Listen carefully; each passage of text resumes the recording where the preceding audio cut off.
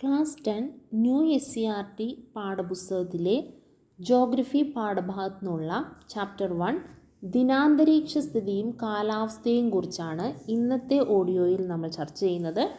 പാഠഭാഗത്തിലേക്ക് കിടക്കാം.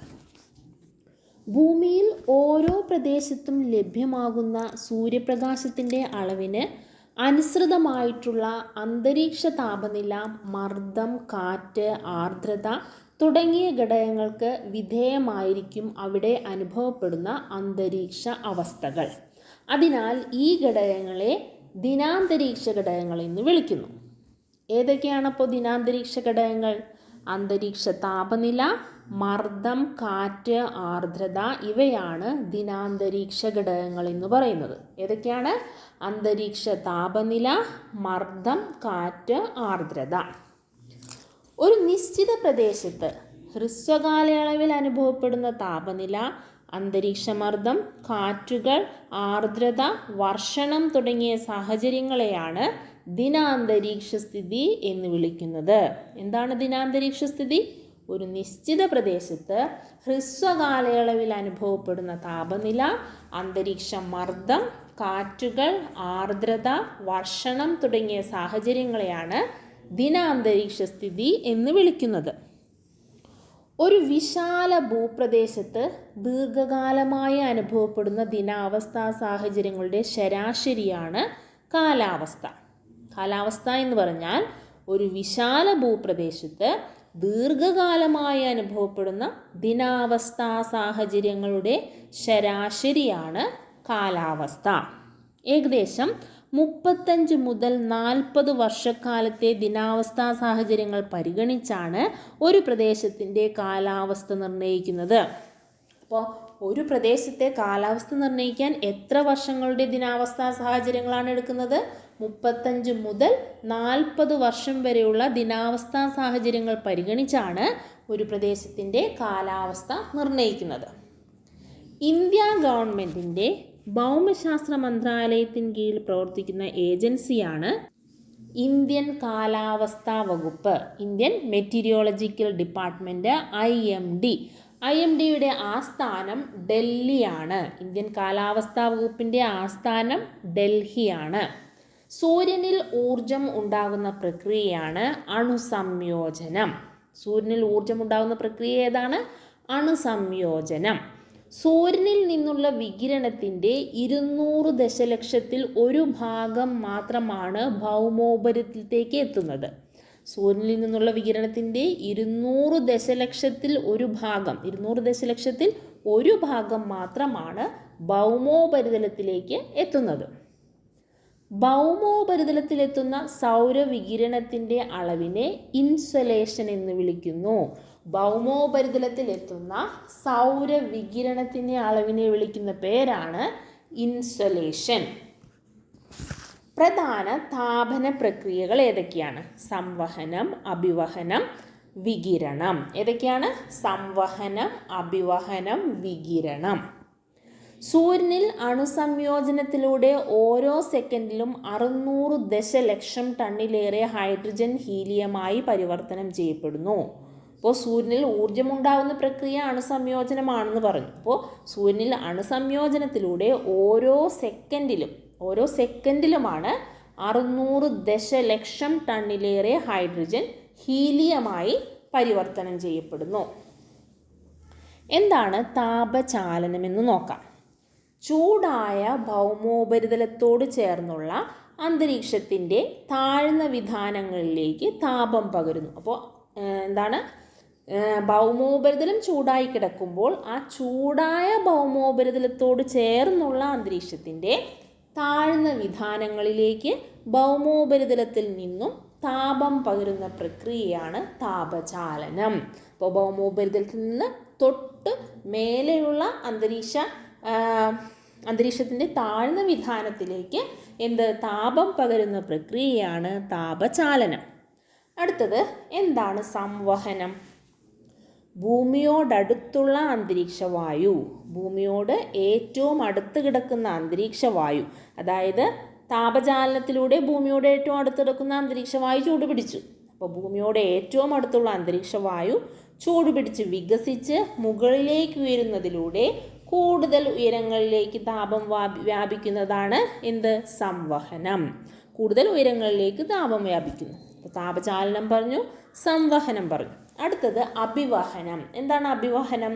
കാറ്റിലൂടെ തിരശ്ചീന തലത്തിൽ താപം വ്യാപിക്കുന്നതാണ് അഭിവഹനം. കാറ്റിലൂടെ തിരശ്ചീന തലത്തിൽ താപം വ്യാപിക്കുന്നതാണ് അഭിവഹനം. വികിരണം. എന്താണ് വികിരണം? ഭൗമോപരിതലം ചൂടുപിടിക്കുന്നതോടെ ദീർഘതരംഗങ്ങളായി ഭൗമോപരിതലത്തിൽ നിന്നും ഊർജം പുറന്തള്ളുന്നതാണ് എന്ത്? വികിരണം. ഭൗമോപരിതലം ചൂടുപിടിക്കുന്നതോടെ ദീർഘതരംഗങ്ങളായി ഭൗമോപരിതലത്തിൽ നിന്നും ഊർജം പുറന്തള്ളുന്നതാണ് വികിരണം.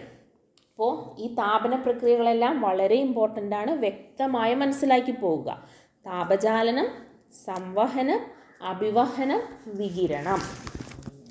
അടുത്തത്, ചൂടേറിയ വസ്തുക്കളിൽ നിന്ന് ഊർജം വികിരണം ചെയ്യപ്പെടുന്നത് ഹ്രസ്വതരംഗങ്ങളായിട്ടാണ്. ചൂടേറിയ വസ്തുക്കളിൽ നിന്ന് ഊർജം വികിരണം ചെയ്യപ്പെടുന്നത് ഹ്രസ്വതരംഗങ്ങളായിട്ടാണ്. ഇത് അന്തരീക്ഷത്തെ കാര്യമായി ചൂടുപിടിപ്പിക്കാറില്ല. അപ്പം ചൂടേറിയ വസ്തുക്കളിൽ നിന്ന് ഊർജം വികിരണം ചെയ്യപ്പെടുന്നത് എങ്ങനത്തെയുള്ള തരംഗങ്ങളിലൂടെയാണ്? ഹ്രസ്വതരംഗങ്ങളായിട്ടാണ്. അതുകൊണ്ട് തന്നെ ഇത് അന്തരീക്ഷത്തെ കാര്യമായി ചൂടുപിടിപ്പിക്കാറില്ല. ആവൃത്തി കൂടുതലായതിനാൽ ഹ്രസ്വതരംഗങ്ങൾക്ക് അന്തരീക്ഷത്തിലൂടെ തടസ്സമില്ലാതെ കടന്നു പോകാനാകുന്നു. അടുത്തത്, ചൂട് കുറഞ്ഞ വസ്തുക്കളിൽ നിന്ന് ഊർജ വികിരണം നടക്കുന്നത് ദീർഘതരംഗ രൂപത്തിലാണ്. ഈ തരംഗങ്ങൾക്ക് ആവൃത്തി കുറവായതിനാൽ അന്തരീക്ഷ വസ്തുക്കളാൽ ആഗിരണം ചെയ്യപ്പെടുകയോ പ്രതിഫലിക്കപ്പെടുകയോ ചെയ്യുന്നു. രണ്ട് കാര്യം പറഞ്ഞു. ചൂടേറിയ വസ്തുക്കളിൽ നിന്ന് ഊർജം വികിരണം ചെയ്യപ്പെടുന്നത് ഹ്രസ്വതരംഗ രൂപത്തിലാണ്. ചൂട് കുറഞ്ഞ വസ്തുക്കളിൽ നിന്ന് ഊർജം വികിരണം നടത്തുന്നത് ദീർഘതരംഗ രൂപത്തിലാണ്. ഭൗമോപരിതലത്തിൽ നിന്നും ദീർഘതരംഗങ്ങളായ ഊർജം പുനഃവികിരണം ചെയ്യപ്പെടുന്ന പ്രക്രിയയാണ് ഭൗമവികിരണം എന്ന് വിളിക്കുന്നത്. ഭൗമവികിരണത്തെ അന്തരീക്ഷത്തിലെ കാർബൺ ഡൈ ഓക്സൈഡ് പോലുള്ള ഹരിതഗൃഹവാതകങ്ങൾ ആഗിരണം ചെയ്യുന്നത് അന്തരീക്ഷത്തെ ചൂടുപിടിപ്പിക്കുന്നു. ഭൗമവികിരണത്തെ അന്തരീക്ഷത്തിലെ കാർബൺ ഡൈ ഓക്സൈഡ് പോലുള്ള ഹരിതഗൃഹവാതകങ്ങൾ ആഗിരണം ചെയ്യുന്നത് കൊണ്ട് ഈ ഭൗമവികിരണത്തെ അന്തരീക്ഷത്തിലെ കാർബൺ ഡൈ ഓക്സൈഡ് പോലുള്ള ഹരിതഗൃഹവാതകങ്ങൾ ആഗിരണം ചെയ്യുന്നു. അത് നിമിത്തം അന്തരീക്ഷം ചൂടുപിടിക്കുന്നു. ഇതിനെയാണ് നമ്മൾ ഹരിതഗൃഹ പ്രവാഹമെന്ന് വിളിക്കുന്നത്. അപ്പോൾ ഭൗമവികിരണത്തിലൂടെ എന്താണ് ഭൗമോപരിതലത്തിൽ നിന്നും ഊർജം പുറത്തേക്ക് പോകാതെ ഈ കാർബൺ ഡൈ ഓക്സൈഡ് പോലുള്ള ഹരിതഗൃഹവാതകങ്ങൾ പിടിച്ചെടുക്കുകയാണ് ചെയ്യുന്നത്. അപ്പോഴാണ് അന്തരീക്ഷം കൂടുതൽ ചൂടാകുന്നത്. ഇതാണ് ഹരിതഗൃഹ പ്രവാഹം. പ്രതിദിനം ഭൂമിയിലേക്ക് വന്നു ചേരുന്ന ഏറെക്കുറെ മുഴുവൻ ഊർജവും പുനർവികിരണം ചെയ്യപ്പെടുന്നതിലൂടെ ഭൗമോപരിതല താപം ക്രമാതീതമായി കൂടാതെയും കുറയാതെയും സന്തുലിതമായി നിലനിർത്താനാകുന്നതാണ് താപ ബജറ്റ്. എന്താണ് താപ ബജറ്റ്? പ്രതിദിനം ഭൂമിയിലേക്ക് വന്നു ചേരുന്ന ഏറെക്കുറെ മുഴുവൻ ഊർജവും പുനർവികിരണം ചെയ്യപ്പെടുന്നതിലൂടെ ഭൗമോപരിതല താപം ക്രമാതീതമായി കൂടാതെയും ക്രമാതീതമായി കുറയാതെയും സന്തുലിതമായി നിലനിർത്താനാകുന്നതാണ് താപ ബജറ്റ്. നമ്മൾ കൺസെപ്റ്റുകൾ മനസ്സിലാക്കി പോകുക എന്നുള്ളതാണ് പ്രാധാന്യം. പോയിന്റുകൾ കാണാതെ പഠിക്കുക എന്നതിനേക്കാൾ ഉപരി ഓരോ കൺസെപ്റ്റും വ്യക്തമായി മനസ്സിലാക്കി പോവുക. അതായത് നമുക്ക് സ്റ്റേറ്റ്മെൻറ്റ് രീതിയിലുള്ള ക്വസ്റ്റ്യൻസ് ആണ് ഇപ്പോൾ PSCയിൽ നിന്ന് ചോദിക്കുന്നത്. അപ്പോൾ NCERT പാഠഭാഗത്തു നിന്നുള്ള ഓരോ പോയിന്റിനും അത്ര അധികം പ്രാധാന്യമുണ്ട്.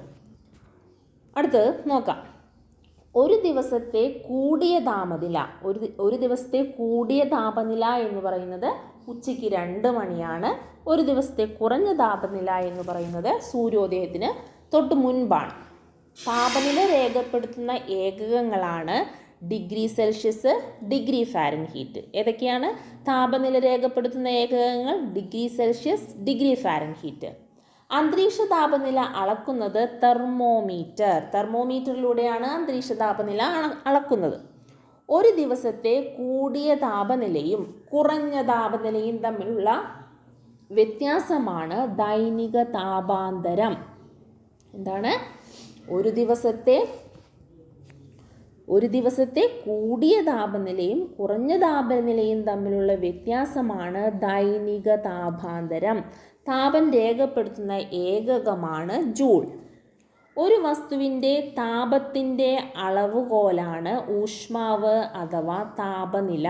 ഇത് ഡിഗ്രി സെൽഷ്യസോ ഡിഗ്രി ഫാരൻഹീറ്റ്, കെവിൻ തുടങ്ങിയ ഏകങ്ങളിൽ രേഖപ്പെടുത്തുന്നു. അപ്പോൾ കെൽവിൻ ഒരു വസ്തുവിൻ്റെ താപത്തിൻ്റെ അളവുകോലാണ് ഊഷ്മാവ് അഥവാ താപനില. ഇത് രേഖപ്പെടുത്തുന്ന ഏകകങ്ങളാണ് degree Celsius, degree Fahrenheit, kelvin. ഒരു ദിവസത്തെ ശരാശരി താപനിലയാണ് ദൈനിക ശരാശരി താപനില എന്ന് വിളിക്കുന്നത്. ഒരു ദിവസത്തെ ശരാശരി താപനിലയാണ് ദൈനിക ശരാശരി താപനില എന്ന് വിളിക്കുന്നത്. ദൈനിക ശരാശരി താപനില എങ്ങനെയാണ് കാണുന്നത്? കൂടിയ താപനില പ്ലസ് കുറഞ്ഞ താപനില ഡിവൈഡഡ് ബൈ 2. ഇതാണ് ദൈനിക ശരാശരി താപനില കാണാനായിട്ട് കൂടിയ താപനില പ്ലസ് കുറഞ്ഞ താപനില ഡിവൈഡ് ബൈ 2. നമ്മൾ നേരത്തെ ഒരു കാര്യം പറഞ്ഞു, ദൈനിക താപാന്തരം. എന്താണ് ദൈനിക താപാന്തരം? ഒരു ദിവസത്തെ കൂടിയ താപനിലയും കുറഞ്ഞ താപനിലയും തമ്മിലുള്ള വ്യത്യാസമാണ് ദൈനിക താപാന്തരം. എന്താണ് ദൈനിക ശരാശരി താപനില? ഒരു ദിവസത്തെ ശരാശരി താപനിലയാണ് ദൈനിക ശരാശരി താപനില എന്ന് വിളിക്കുന്നത്. ഒരേ താപനിലയുള്ള പ്രദേശങ്ങളെ തമ്മിൽ യോജിപ്പിച്ചു വരയ്ക്കുന്ന രേഖകളാണ് സമതാപരേഖകൾ. ഒരേ താപനിലയുള്ള പ്രദേശങ്ങളെ തമ്മിൽ യോജിപ്പിച്ചു വരയ്ക്കുന്ന രേഖകളാണ് സമതാപരേഖകൾ. ഓരോ രേഖാംശ രേഖയിലും ഏറ്റവും ഉയർന്ന വാർഷിക ശരാശരി അന്തരീക്ഷ താപനില രേഖപ്പെടുത്തിയിട്ടുള്ള പ്രദേശങ്ങളെ തമ്മിൽ യോജിപ്പിക്കുന്ന സാങ്കല്പിക രേഖകളാണ് താപീയ മധ്യരേഖ. എന്താണ് താപീയ മധ്യരേഖ? ഓരോ രേഖാംശ രേഖയിലും ഏറ്റവും ഉയർന്ന വാർഷിക ശരാശരി അന്തരീക്ഷ താപനില രേഖപ്പെടുത്തിയിട്ടുള്ള പ്രദേശങ്ങളെ തമ്മിൽ യോജിപ്പിച്ചു വരയ്ക്കുന്ന സാങ്കല്പിക രേഖകളാണ് താപീയ മധ്യരേഖ. താപവിതരണത്തെ സ്വാധീനിക്കുന്ന ഘടകങ്ങൾ ഏതൊക്കെയാണെന്ന് നോക്കാം. ഏതൊക്കെയാണ്? അക്ഷാംശീയ സ്ഥാനം, സമുദ്രനിരപ്പിൽ നിന്നുള്ള ഉയരം, കരയും കടലും വ്യത്യസ്തമായി ചൂട് പിടിക്കുന്നത്, സമുദ്രത്തിൽ നിന്നുള്ള അകലം, സമുദ്രജലപ്രവാഹങ്ങൾ. ഇതൊക്കെയാണ് താപവിതരണത്തെ സ്വാധീനിക്കുന്ന ഘടകങ്ങൾ. ഏതൊക്കെയാണ്? അക്ഷാംശീയ സ്ഥാനം, സമുദ്രനിരപ്പിൽ നിന്നുള്ള ഉയരം, കരയും കടലും വ്യത്യസ്തമായി ചൂട് പിടിക്കുന്നത്, സമുദ്രത്തിൽ നിന്നുള്ള അകലം, സമുദ്രജല പ്രവാഹങ്ങൾ. അടുത്തത് ഭൂമധ്യരേഖ. ഭൂമധ്യരേഖ നിൽക്കുന്നത് 0 ഡിഗ്രിയിലാണ്. ഭൂമധ്യരേഖ 0 ഡിഗ്രിയാണ്. ഉത്തരായന രേഖ 23.5 ഡിഗ്രി വടക്കാണ്. ദക്ഷിണായന രേഖ 23.5 ഡിഗ്രി തെക്കാണ്. ആർട്ടിക് വൃത്തം 66.5 ഡിഗ്രി വടക്കാണ്. അന്റാർട്ടിക് വൃത്തം 66 ഡിഗ്രി തെക്കാണ്. ഉത്തര ധ്രുവം 90 ഡിഗ്രി വടക്കാണ്. ദക്ഷിണ ധ്രുവം 90 ഡിഗ്രി തെക്കാണ്. അടുത്തതായിട്ട് താപീയ മേഖലകൾ ഏതൊക്കെയാണെന്ന് നോക്കാം. താപീയ മേഖലകൾ, അതായത് 23.5 ഡിഗ്രി വടക്ക് മുതൽ 23.5 ഡിഗ്രി തെക്ക് വരെയാണ് ഉഷ്ണമേഖല. ഏതാണ് ഉഷ്ണമേഖല? 23.5 ഡിഗ്രി വടക്ക് മുതൽ 23.5 ഡിഗ്രി തെക്ക് വരെയാണ് ഉഷ്ണമേഖല. ഇനി 23.5 ഡിഗ്രി വടക്ക് മുതൽ 66.5 ഡിഗ്രി വടക്ക് വരെയാണ് ഉത്തര മിതോഷ്ണ മേഖല. അപ്പോൾ ദക്ഷിണ മിതോഷ്ണ മേഖല എങ്ങനെയാണ്?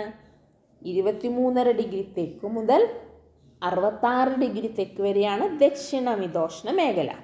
ഇനി ഉത്തര ശൈത്യ മേഖല എങ്ങനെയാണ്? 66 ഡിഗ്രി വടക്ക് മുതൽ 90 ഡിഗ്രി വടക്ക് വരെയാണ് ഉത്തര ശൈത്യ മേഖല. 66 ഡിഗ്രി തെക്ക് മുതൽ 90 ഡിഗ്രി തെക്ക് വരെയാണ് ദക്ഷിണ ശൈത്യ മേഖല. ഓരോ കിലോമീറ്റർ ഉയരത്തിനും 6.4 ഡിഗ്രി സെൽഷ്യസ് എന്ന തോതിൽ അന്തരീക്ഷ താപനില കുറഞ്ഞു വരുന്ന പ്രതിഭാസത്തെ ക്രമമായ താപനഷ്ട നിരക്ക് എന്ന് വിളിക്കുന്നു. എന്താണ് ക്രമമായ താപനഷ്ട നിരക്ക്? ഓരോ കിലോമീറ്റർ ഉയരത്തിനും, അതായത് അന്തരീക്ഷത്തിൽ നിന്ന് ഓരോ കിലോമീറ്റർ ഉയരത്തിനും 6.4 ഡിഗ്രി സെൽഷ്യസ് എന്ന തോതിൽ അന്തരീക്ഷ താപനില കുറഞ്ഞു വരുന്ന പ്രതിഭാസത്തെയാണ് ക്രമമായ താപനഷ്ട നിരക്ക് എന്ന് വിളിക്കുന്നത്. സമുദ്രോപരിതലത്തെ അപേക്ഷിച്ച് കര വേഗം ചൂടുപിടിക്കുകയും വേഗം തണുക്കുകയും ചെയ്യുന്നു. സമുദ്രം എങ്ങനെയാണ്? സാവധാനത്തിൽ ചൂടുപിടിക്കുകയും സാവധാനത്തിൽ തണുക്കുകയും ചെയ്യും. പക്ഷേ കര വേഗം ചൂടുപിടിക്കുകയും വേഗം തണുക്കുകയും ചെയ്യുന്നു. അന്തരീക്ഷവായു ഭൗമോപരിതലത്തിൽ ചെലുത്തുന്ന ഭാരമാണ് അന്തരീക്ഷമർദ്ദം. അന്തരീക്ഷവായു ഭൗമോപരിതലത്തിൽ ചെലുത്തുന്ന ഭാരമാണ് അന്തരീക്ഷമർദ്ദം. അന്തരീക്ഷമർദ്ദത്തെ സ്വാധീനിക്കുന്ന ഘടകങ്ങൾ ഏതൊക്കെയാണെന്ന് നോക്കാം. അന്തരീക്ഷ താപനില, സമുദ്രനിരപ്പിൽ നിന്നുള്ള ഉയരം, അന്തരീക്ഷവായുവിലെ ജലാംശം. ഓരോ 10 മീറ്ററിനും ഏകദേശം 1 മില്ലിബാർ എന്ന തോതിലാണ് ലംബതലത്തിൽ അന്തരീക്ഷമർദ്ദം കുറയുന്നത്. അപ്പോൾ നമ്മൾ നേരത്തെ നോർമൽ ലാപ്സ് റേറ്റ് എന്താണെന്ന് പറഞ്ഞു. എന്താണ്? അതായത് ക്രമമായ താപനഷ്ട നിരക്ക്. ഇത് ഓരോ കിലോമീറ്റർ ഉയരത്തിനും 6.4 ഡിഗ്രി സെൽഷ്യസ് എന്ന തോതിൽ അന്തരീക്ഷ താപനില കുറഞ്ഞു വരുന്ന പ്രതിഭാസമാണ് ക്രമമായ താപനഷ്ട നിരക്ക്. ഇപ്പോൾ പറഞ്ഞത് ഓരോ 10 മീറ്ററിനും ഏകദേശം 1 മില്ലിബാർ എന്ന തോതിലാണ് ലംബതലത്തിൽ അന്തരീക്ഷമർദ്ദം കുറയുന്നത്. ഓരോ 10 മീറ്ററിനും ഏകദേശം 1 മില്ലിബാർ എന്ന തോതിലാണ് ലംബതലത്തിൽ അന്തരീക്ഷമർദ്ദം കുറയുന്നത്. നമ്മുടെ ശരീരത്തിൽ അന്തരീക്ഷവായു ചെലുത്തുന്ന കനത്ത മർദ്ദം നമുക്ക് അനുഭവവേദ്യമാകുന്നില്ല. കാരണം നമ്മുടെ ശരീരം തത്തുല്യമായ ശരീരമർദ്ദം ചെലുത്തി ഇതിനെ സന്തുലിതമാക്കുന്നു. ഒരേ മർദ്ദമുള്ള പ്രദേശങ്ങളെ തമ്മിൽ യോജിപ്പിച്ചു വരയ്ക്കുന്ന സാങ്കല്പിക രേഖകളെ സമമർദ്ദരേഖകൾ എന്ന് വിളിക്കുന്നു. എന്താണ് സമമർദ്ദരേഖകൾ? ഒരേ മർദ്ദമുള്ള പ്രദേശങ്ങളെ തമ്മിൽ യോജിപ്പിച്ചു വരയ്ക്കുന്ന സാങ്കല്പിക രേഖകളെയാണ് സമമർദ്ദരേഖകൾ എന്ന് വിളിക്കുന്നത്. അപ്പോൾ ഇനി നമുക്ക് ആഗോള മർദ്ദ മേഖലകൾ ഏതൊക്കെയാണെന്ന് നോക്കാം. ആഗോള മർദ്ദ മേഖലയാണ് മധ്യരേഖ ന്യൂനമർദ്ദ മേഖല, ഉപോഷ്ണ ഉച്ചമർദ്ദ മേഖല, ഉപധ്രുവീയ ന്യൂനമർദ്ദ മേഖല, ധ്രുവീയ ഉച്ചമർദ്ദ മേഖല. ഇത് വടക്കോട്ടും തെക്കോട്ടും ഒരുപോലെയാണ്. ഏതൊക്കെയാണ്? മധ്യരേഖ ന്യൂനമർദ്ദ മേഖല, ഉപോഷ്ണ ഉച്ചമർദ്ദ മേഖല, ഉപധ്രുവീയ ന്യൂനമർദ്ദ മേഖല, ധ്രുവീയ ഉച്ചമർദ്ദ മേഖല. ഇനി അത് ഓരോന്നും എങ്ങനെയാണെന്ന് നോക്കാം. ആദ്യം തന്നെ ഭൂമധ്യരേഖ ന്യൂനമർദ്ദ മേഖല. ഈ പ്രദേശത്തെ ഉയർന്ന താപനില കാരണം ചൂടായ വായു വികസിച്ചു വരുന്നതാണ് ഭൂമധ്യരേഖ ന്യൂനമർദ്ദ മേഖല രൂപപ്പെടാൻ കാരണം. ഈ മേഖല നിർവാത മേഖല എന്നറിയപ്പെടുന്നു. നിർവാത മേഖല അഥവാ ഡോൾഡ്രംസ്. ഭൂമധ്യരേഖ ന്യൂനമർദ്ദ മേഖല 10 degree north to 10 degree south ആണ്. ഭൂമധ്യരേഖ ന്യൂനമർദ്ദ മേഖല എന്ന് പറയുന്നത് 10 degree north to 10 degree south ആണ്. ഇനി അടുത്തതാണ് ധ്രുവീയ ഉച്ചമർദ്ദ മേഖല. കൺസെപ്റ്റുകൾ നന്നായി മനസ്സിലാക്കി പോകണം. നമ്മൾ ആഗോള മർദ്ദമേഖലകളെ കുറിച്ചാണ് പറയുന്നത്. ഏതൊക്കെയാണ് ആഗോള മർദ്ദമേഖലകൾ? മധ്യരേഖ ന്യൂനമർദ്ദ മേഖല, ഉപോഷ്ണ ഉച്ചമർദ്ദ മേഖല, ഉപധ്രുവീയ ന്യൂനമർദ്ദ മേഖല, ധ്രുവീയ ഉച്ചമർദ്ദ മേഖല. അതിലാദ്യത്തതാണ് ഭൂമധ്യരേഖ ന്യൂനമർദ്ദ മേഖല. ഭൂമധ്യരേഖ ന്യൂനമർദ്ദ മേഖല എവിടെയാണ്? 10 degree north to 10 degree south ആണ്. അപ്പോൾ ഈ പ്രദേശത്തെ ഉയർന്ന താപനില കാരണം വായു ചൂടായി വികസിച്ച് ഉയരുന്നതാണ് ഭൂമധ്യരേഖ ന്യൂനമർദ്ദ മേഖല രൂപപ്പെടാൻ കാരണം. ഈ മേഖല നിർവാത മേഖല അഥവാ ഡോൾഡ്രം എന്നറിയപ്പെടുന്നു. അടുത്തത് ധ്രുവീയ ഉച്ചമർദ്ദ മേഖല. ധ്രുവീയ ഉച്ചമർദ്ദ മേഖല വരുന്നത് എവിടെയാണ്? 66 ഡിഗ്രി ടു 90 ഡിഗ്രി നോർത്തും അതേപോലെ തന്നെ 66 ഡിഗ്രി സൗത്ത് ടു 90 ഡിഗ്രി സൗത്തും. 66 ഡിഗ്രി നോർത്ത് ടു 90 ഡിഗ്രി നോർത്തും 66 ഡിഗ്രി സൗത്ത് ടു 90 ഡിഗ്രി സൗത്തുമാണ് ധ്രുവീയ ഉച്ചമർദ്ദ മേഖല രൂപപ്പെടുന്നത്. വായു തണുത്ത് സങ്കോചിച്ച് താഴ്ന്നിറങ്ങുന്നതിലാണ് ധ്രുവീയ ഉച്ചമർദ്ദ മേഖല രൂപപ്പെടുന്നത്. അടുത്തത് ഉപോഷ്ണ ഉച്ചമർദ്ദ മേഖല.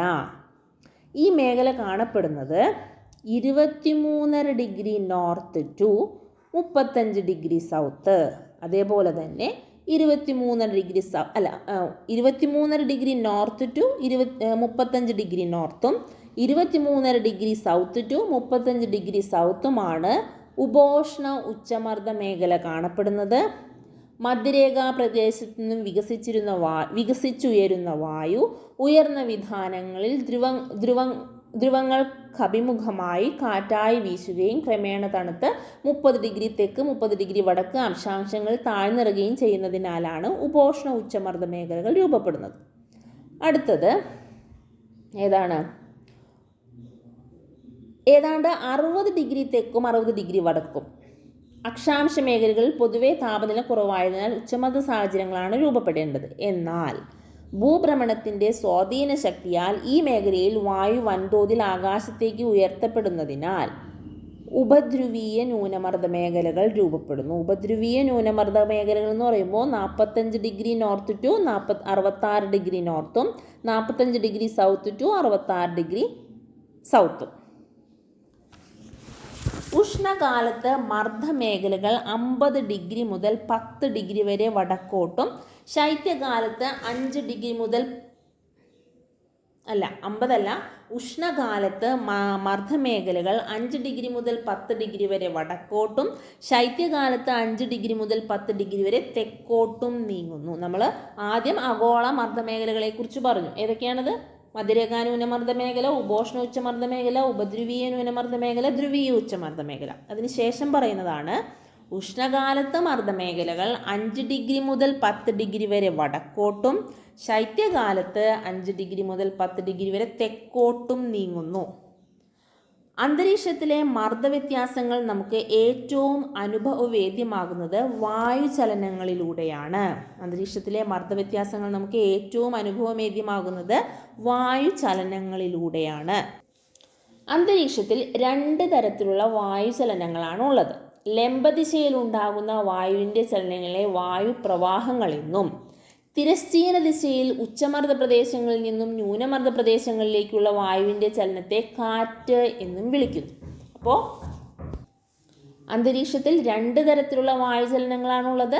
ലംബദിശയിലുണ്ടാകുന്ന വായുവിൻ്റെ ചലനങ്ങളെ വായുപ്രവാഹങ്ങളെന്നും തിരശ്ചീന ദിശയിൽ ഉച്ചമർദ്ദ പ്രദേശങ്ങളിൽ നിന്നും ന്യൂനമർദ്ദ പ്രദേശങ്ങളിലേക്കുള്ള വായുവിൻ്റെ ചലനത്തെ കാറ്റ് എന്നും വിളിക്കുന്നു. കാറ്റിൻ്റെ ദിശയെ സ്വാധീനിക്കുന്ന ഒരു പ്രധാന ഘടകമാണ് കൊറിയോലിസ് ബലം. കാറ്റിൻ്റെ ദിശയെ സ്വാധീനിക്കുന്ന ഒരു പ്രധാന ഘടകം ഏതാണ്? കൊറിയോലിസ് ബലം.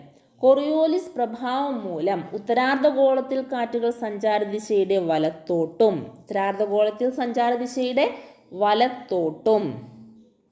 ദക്ഷിണാർദ്ധഗോളത്തിൽ സഞ്ചാരദിശയുടെ ഇടത്തോട്ടും വ്യതിചലിക്കുന്നു. എന്നാൽ കാറ്റിൻ്റെ വേഗതയെയും ശക്തിയെയും പ്രധാനമായും 2 കാര്യങ്ങളാണ് സ്വാധീനിക്കുന്നത്. ഏതൊക്കെയാണത്? മർദ്ദചരിവ് ബലവും ഘർഷണ ബലവും. ഏതൊക്കെയാണ്? മർദ്ദചരിവ് ബലവും ഘർഷണ ബലവും. മർദ്ദവ്യത്യാസം മൂലം ഉച്ചമർദ്ദ മേഖലകളിൽ നിന്നും ന്യൂനമർദ്ദ മേഖലയിലേക്ക് വായുവിൻ്റെ ചലനം സാധ്യമാകുന്ന ഫലമാണ് മർദ്ദചരിവ് ഫലം. മർദ്ദവ്യത്യാസം മൂലം ഉച്ചമർദ്ദ മേഖലകളിൽ നിന്നും ന്യൂനമർദ്ദ മേഖലകളിലേക്ക് വായുവിൻ്റെ ചലനം സാധ്യമാകുന്ന ബലമാണ് മർദ്ദചരിവ് ബലം. ഇനി കാറ്റിൻ്റെ വേഗത അളക്കുന്ന ഉപകരണമാണ് അനിമോമീറ്റർ. കാറ്റിൻ്റെ ദിശ അളക്കുന്നതിന് ഉപയോഗിക്കുന്നതാണ് വിൻഡ് വെയിൻ. വേഗത അളക്കാൻ അനിമോമീറ്ററും ദിശ അളക്കാൻ വിൻഡ് വെയിൻ. ഇപ്പോൾ ജോഗ്രഫിയിലെ, അതായത് 10ാം ക്ലാസ്സിലെ പുതിയ ടെക്സ്റ്റ് ബുക്കിലെ ജോഗ്രഫിയിലെ ഫസ്റ്റ് ചാപ്റ്ററാണ് നമ്മൾ ഇന്ന് പറഞ്ഞത്. പകുതി ഭാഗം മാത്രമേ പറഞ്ഞിട്ടുള്ളൂ. അടുത്ത ക്ലാസ്സിൽ നമുക്ക് കാറ്റുകളെക്കുറിച്ച് വിശദമായി പഠിക്കാം. കാറ്റ്, സ്ഥിരവാദങ്ങൾ, കാലികവാദങ്ങൾ, പ്രാദേശികവാദങ്ങൾ, അസ്ഥിരവാദങ്ങൾ, ഇതൊക്കെ വിശദീകരിച്ചുകൊണ്ട് അടുത്ത ക്ലാസ്സിൽ പറയാം. അപ്പോൾ ഇന്നത്തെ ക്ലാസ്സിൽ ഇത്രയും പറഞ്ഞുകൊണ്ട് നിർത്തുകയാണ്. അടുത്ത ക്ലാസ്സിൽ വിവിധതരം കാറ്റുകളെക്കുറിച്ച് പറഞ്ഞ് നമ്മൾ തുടങ്ങുന്നതായിരിക്കും.